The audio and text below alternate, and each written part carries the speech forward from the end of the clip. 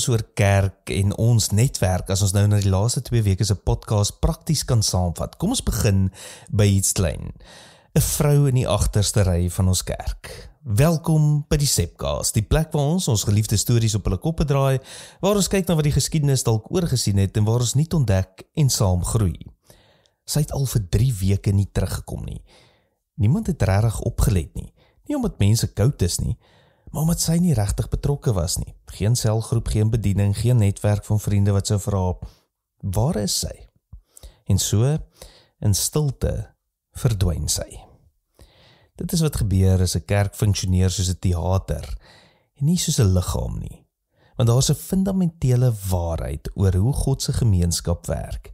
Jy word nie verander in isolasie nie, en jy bly nie staande alleen nie.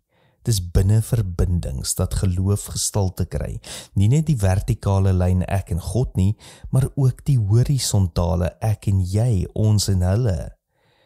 Die meeste kerke het programme, maar dis nie genoeg nie. Wat jy nodig het, is netwerk, verhoudings, nie net strukture nie, maar drade, onsigbare verbindings van omgee, van saamstap, van ek sien jou, want dis in daardie drade dat geloof leefbaar raak. Dink daaraan soos 'n liggaam, geen deel werk op sy eie nie. Die oog sien, die hand reageer, die voet voel pyn, die brein gee leiding.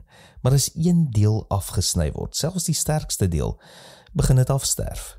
Selfs 'n spier kan niks sonder senuwees doen nie. Dis die netwerk wat lewe gee.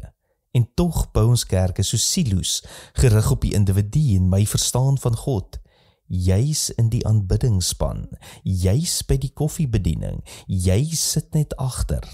Maar vra jouself, wie bel jou as jy verdwyn? Wie bid vir jou as jy dalk stil raak? Wie weet regtig hoe dit met jou gaan? Netwerke binne 'n kerk is nie net vir aktiwiteit nie, dit is vir identiteit. Jy is deel van 'n groter liggaam, en jy kan nie groei as jy nie ingeskakel is soos die 3 eenheid ingeskakel is nie.